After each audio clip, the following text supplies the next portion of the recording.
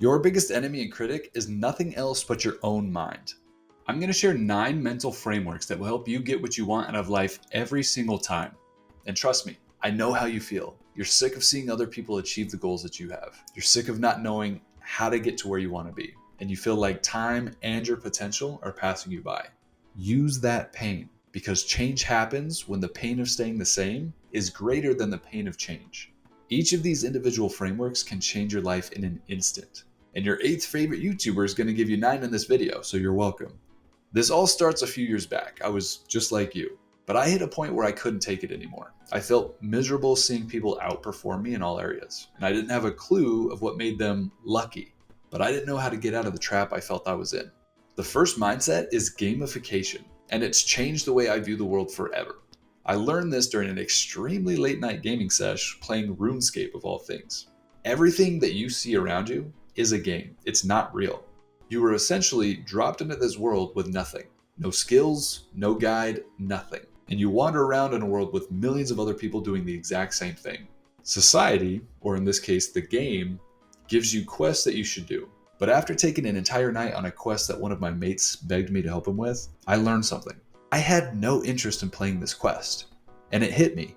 In real life, I was playing a game under someone else's rules. And on top of that, it was a game I didn't even choose for myself. Let me explain.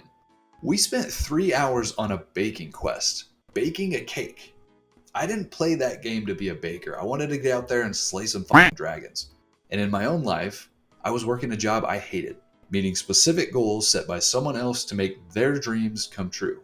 On top of that, other people were outperforming me, and the competitor inside does not like that. Yeah, obviously we completed the baking quest, but if you're spending all of your time, your sweat, and your tears climbing a mountain, you finally get to the top and you realize you climbed the wrong mountain. Was winning even worth it? So find a goal, a quest, a game that you love that gives you direction. And from that point, you create the rules for your game that you want.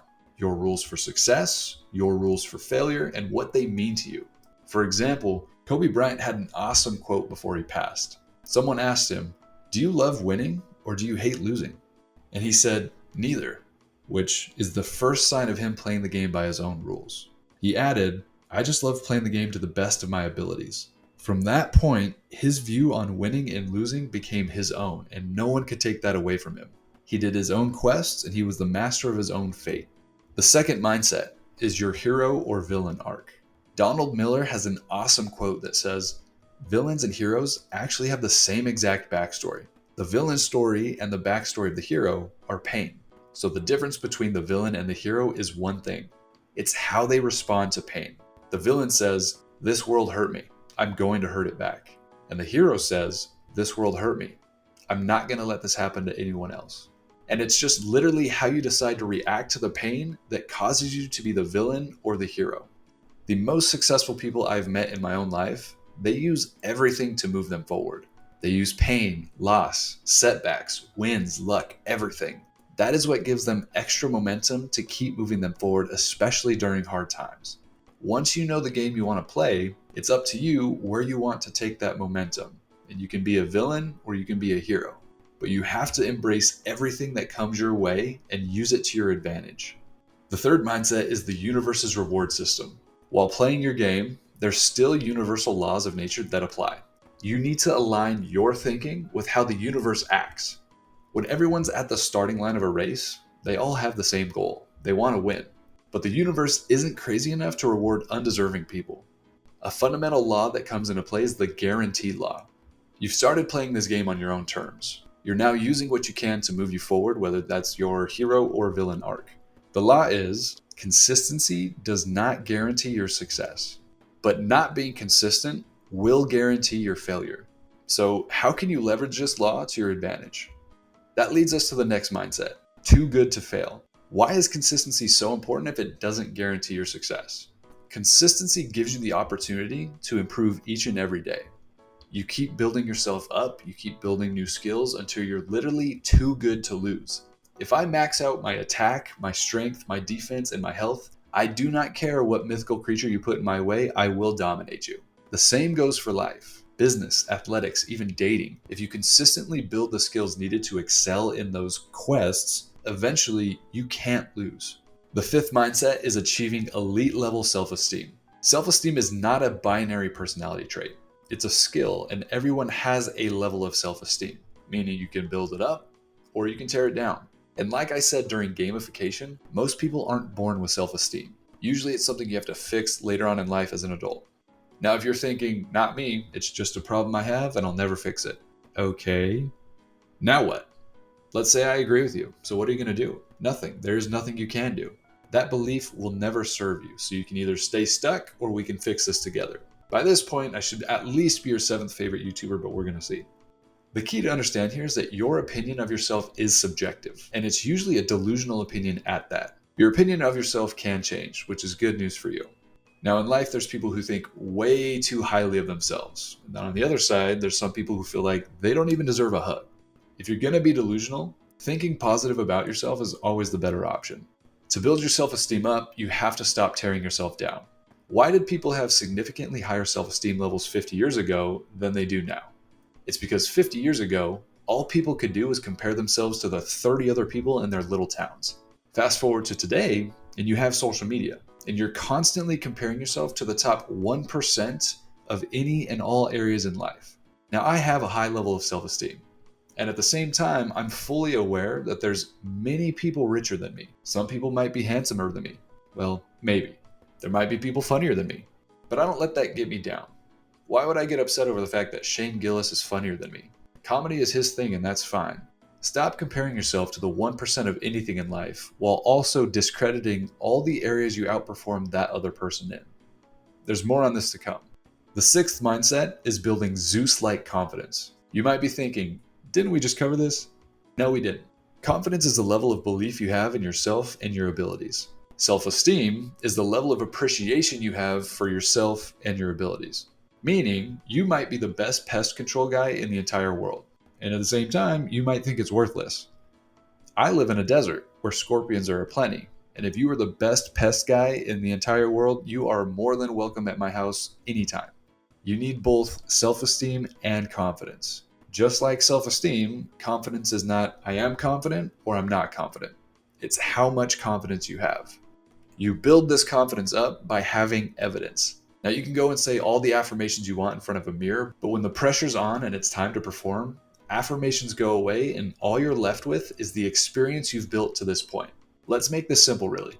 Shaq and Steph Curry are 2 of the best basketball players to ever play the game. If they're both asked to make a 3-pointer, who's more confident? Look at this visual. Here's a large glass jar. Each basketball represents evidence. Evidence is an attempt. Each time you try, you get 1 basketball in a jar. Looking at these 2 glass jars and the evidence each person has built, it's clear who has more confidence in making a 3. Having the evidence makes you bulletproof. If someone goes up to Shaq and says, you suck at making 3s, it would hurt. But if someone goes up to Steph and says the same thing, he'll laugh in your face because of all of the evidence he has. Now, this is important. You have to have evidence to have confidence, but you don't have to have confidence to start. The 7th mindset, size matters. Yep, you heard that right. You have to keep measuring yourself if you have a goal you want to achieve. Metrics are key to guiding you. Take weight loss, for example. There was a study where 2 groups of people were monitored for 6 weeks during Christmas time. One group weighed themselves every single day. The other group did not. Without asking them to make any changes to their diet or their activity levels, the group that weighed themselves daily lost 3 pounds on average. The group that didn't weigh themselves gained 4 pounds on average over those 6 weeks. Measuring fine-tunes your focus, and you follow where your focus is aimed. The 8th mindset is comparison is the giver of joy. You might have heard the saying that comparison is the thief of joy, which 95% of the time I fully agree with. But when you leverage the remaining 5%, this mental model will change your life. And there's 2 tools you can use to do this. As I mentioned before, most people compare themselves to the top 1%, and it makes you feel like shit. However, once you cross a certain threshold of self-esteem and emotional maturity, comparison becomes your friend. When I was sick and tired of people outperforming me, I could not figure out why Jim down the hall was making $20,000 per month and I was only making $9,000.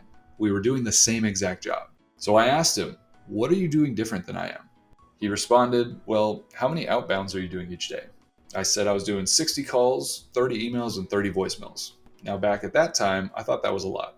He said very calmly, I make 150 calls per day and I send 60 emails. When you compare outputs, it leads you nowhere but despair. When you compare the inputs needed to achieve the outputs, it gives you hope and direction. Combine comparing inputs with being a game master. Your focus should be on playing your own game. It's all any of us can do. When you've established your rules for winning, for losing, for joy, regret, the game becomes incredibly simple. And there's one simple question to ask yourself each night. Did I take steps to move closer to my goals today? If yes, that should give you peace. If no, you lost. Winning and inner peace become as simple as, did I play the game I wanted to play? This next mindset stunned me for days when I heard it. There's a saying in life that goes, no regrets. And that could not be more wrong. Picture this.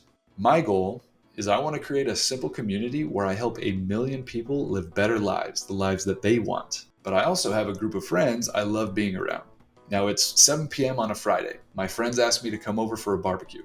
I also told myself that I need to edit for 3 more hours to meet a deadline on a video. So I've got 2 options. First option, I choose the good times, the good food, the good people.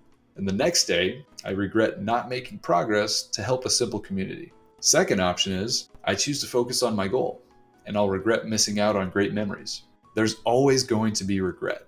Your framework should be, I must choose my regrets. If others are choosing the regrets for me, I give up control of my game, and that leads to a dark place. Choose your own regrets, my friend. But with every fiber in my being and 1,000% certainty, you would regret not subscribing and sharing this with someone who needs it.